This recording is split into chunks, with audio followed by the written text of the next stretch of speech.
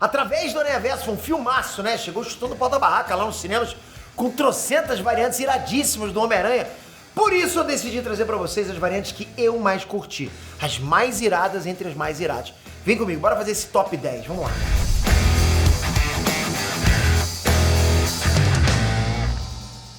Estreantes, Peter aqui. Bom, antes de tudo tem que deixar claro que a ideia aqui é separar quais novos aranhas desse filme eu mais curti. Então, obviamente, não vou citar o Miles e a Gwen, por exemplo, né? Lógico, porque além de a gente já conhecer eles do primeiro filme, nesse agora eles foram praticamente protagonistas, então faz sentido. Ficaria muito óbvio eles dois no topo, porque o filme é justamente sobre eles. Então, dito isso, bora pra lista.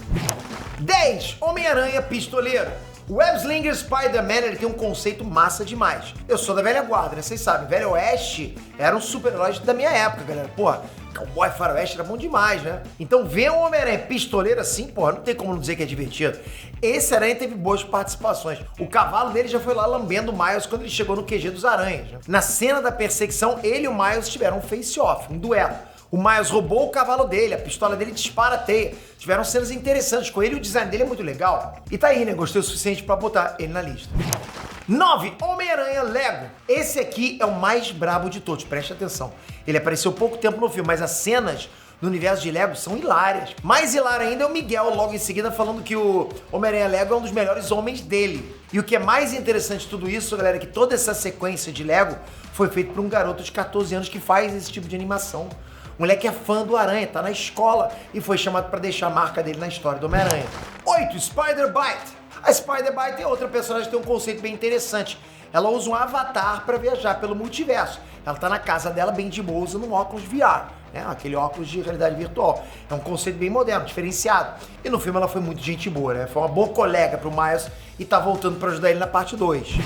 7. Mulher-Aranha. Galera, Jessica Drill, a Spider-Woman dos quadrinhos, já teve uma fase que ia pra ação enquanto estava grávida.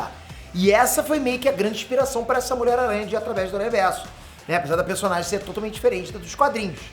Mas inspiração foi. Ela teve coisas bem únicas, como por exemplo, disparar teias dos dedos, lutar usando uma moto, né? Foi maneiro demais. E pô, vamos combinar, galera. Uma Mulher-Aranha, agente secreta, grávida, fazendo manobra de teia com uma motocona lá, casca grossa, é uma parada muito maneira, né? 6. Mayday Parker. Essa aqui foi insuperável na fofura. A filha do Peter B. Parker, ela ficou, porra, nem fuxindo o filme demais, galera. Foi a única que amoleceu o Miguel. E o cinema inteiro se divertia sempre que ela aparecia fazendo alguma cagada. Com certeza ela promete muita cena boa e engraçada na parte 2. Aguarda. Spider-Rex. Bom, não preciso nem falar muita coisa, né? Tem um Tiranossauro Rex vestido de Homem-Aranha, soltando teia pelos bracinhos minúsculos dele. Se você não gostou disso, pô, joga fora tua carteirinha de nerd, não é possível. Isso é um puro suco nerdístico. 4. Ben Reilly.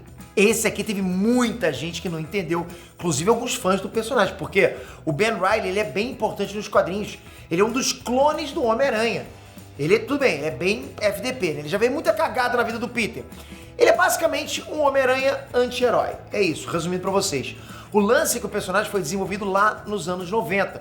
Então o filme meio que brinca com a pegada meio Ed do personagem, entende? Isso de parecer dark, fortão, aquela coisa bem anos 90 mesmo. Além de algumas cenas dele fazerem uma referência pro estilo de narrativa antigo dos quadrinhos, sabe? Eu tô aqui no beco, tá ventando como uma noite de outono, um portão de repente abre na minha frente. Tipo, isso é muito quadrinhos antigo. Esse negócio do cara falar em voz alta os pensamentos dele, pô, às vezes é uma coisa que você já tá até vendo no quadro, sabe? Enfim, eu peguei essa referência e eu curti. 3. Pavit Prabhakar. Esse aqui roubou a cena total no início do filme.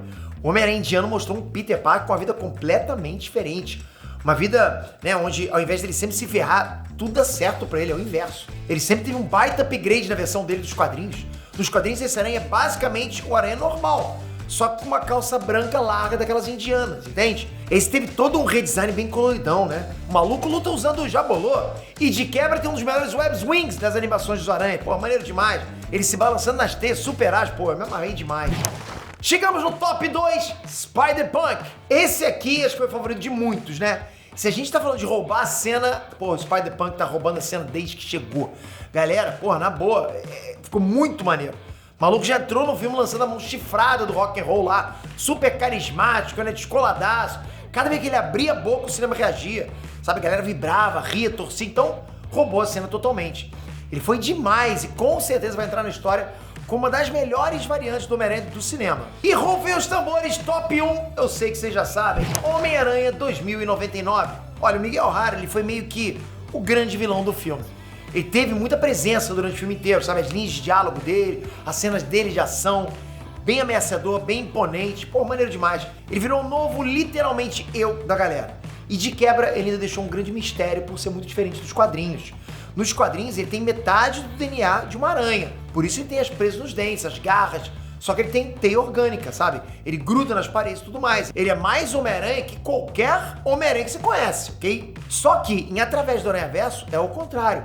A teia dele é tecnologia futurística. Ele não gruda na parede, ele usa as garras para escalar. O Miles chega até a questionar se ele é mesmo um Homem-Aranha. A Gwen diz que ele é um vampiro, já trouxe pra vocês aqui. Então tem um mistério aí e eu trouxe um vídeo falando sobre isso, porque é uma teoria de explodir a cabeça. Vai por mim, vale muito a pena você assistir. Vou deixar aqui pra você assistir essa teoria, vale muito a pena e faz muito sentido.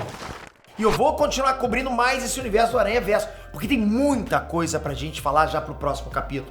Você não pode perder, então já toca aqui, se inscreve no canal e ativa o sininho. Galera, o sininho é muito importante pra você ser avisado quando sair um novo vídeo do Aranhaverso, um novo vídeo da Marvel, da DC, de anime, trailer, vazamento. Obrigado de coração por isso. Até a próxima. Fui!